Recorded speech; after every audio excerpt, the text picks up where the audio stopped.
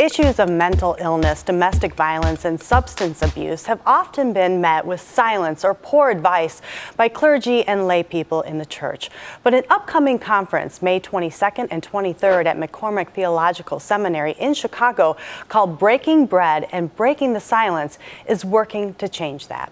Let's welcome the conference's facilitator, Reverend Rochelle Cross, a licensed social worker and director of Intertwined Ministries.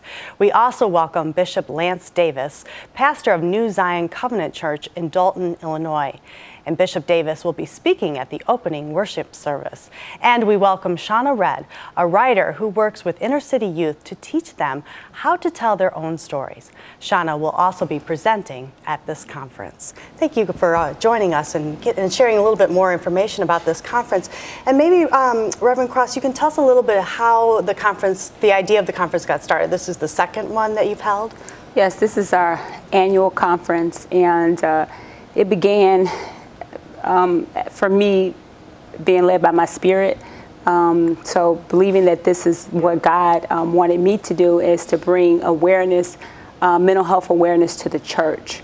And so in 2009, I began interviews with pastors, qualitative interviews, having conversations about mental health in the church and doing workshops, and then through that got a understanding of what the need is, that there was a need for training and more awareness in the church. So our first conference was last year.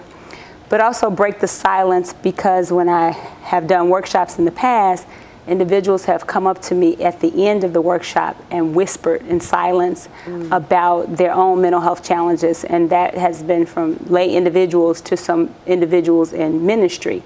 And so with this conference, it's bringing awareness and also hopefully taking the shame out of it, and so that, you know, mental health can happen to anyone at various times in our life, and it's nothing to be ashamed of.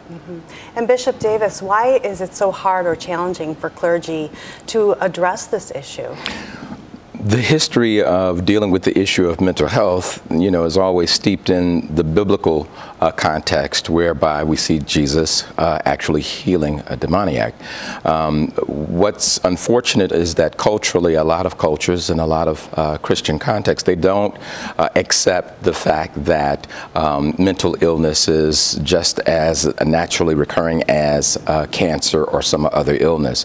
So there's been a negative stigma upon anyone within the community, and all communities, as it relates to mental illness. And so many pastors don't want to be seen as the ones who say that this is a part of life. They want to be known as the ones who are delivering people, quote unquote, from the mental illness, when in fact we believe that that's actually exacerbated the situation. And Shauna, tell me a little bit about your story. You grew up in many foster homes, and what's your personal battle been with mental illness? Basically, I went through 21 foster homes, and within that, I just was going from home to home. Every move was made was not in my control. So, and it made me lose a sense of self, and it caused a mental illness. Like now, if I make a move, it triggers mental illness for me. It just triggers something until I just keep going at it and keep trying to get that move right. And you journaled and wrote a lot through this process, right? Did that help you?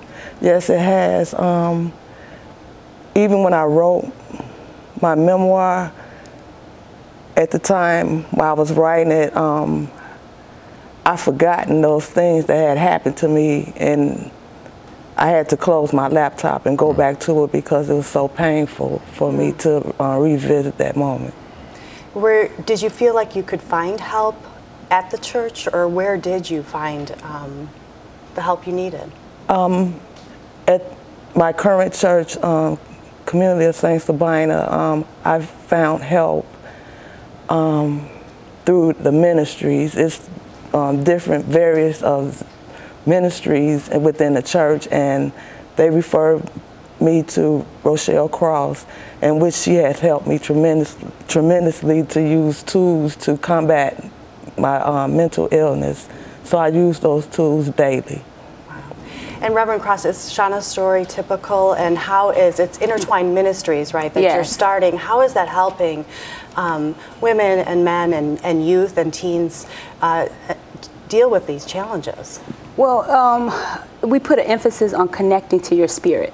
So as Bishop Davis was saying, when you take it to the altar of the church, you're putting that power in somebody else's hands and hoping that they can get you delivered. And so when you actually come to therapy and work through your traumatic experiences, you are able to connect more to your own spirit. So I encourage people in therapy to listen for their own spirit, because God, I believe, speaks and partners with you in your healing, and you have to be in tune to your spirit. So you're using tools, you're basically vomiting up your story, you're puking out all those painful things that you've been through. You can hear more clearly from your own spirit and use that to draw on for strength. And so at Intertwined Ministries, we encourage people that they do have a spirit and that they have strength. So it's a strength-based practice that individuals can pull from within. But tools, we have done a lot of mental health research, so we know what can help with thoughts and how we should respond to our emotions that can be helpful. So people are empowered with those tools, but then also too, they're drawn on their spiritual strength. And sometimes I integrate scripture. Sometimes I may play a song to soothe someone. So it's ministry, but it's also mental health tools. And Bishop Davis, how can churches, clergy, laypersons do a better job of reaching out to families, teens that are suffering from mental illness or other addictions or alcoholism or other problems that they're facing? Yeah, that's a great question. I believe that the first thing clergy and churches need to do is to recognize that that for far too long we have avoided the issue of mental illness and addictions within the church. I believe that as the churches are now recognizing that this is coming right to the front door of the church, that to embrace it in open arms and wrap our arms around the whole community. And within the community, we do have those who have mental illness and those who don't, those who are addicted and those who are not. But we're embracing the whole family, the whole community, because that's what Christ did.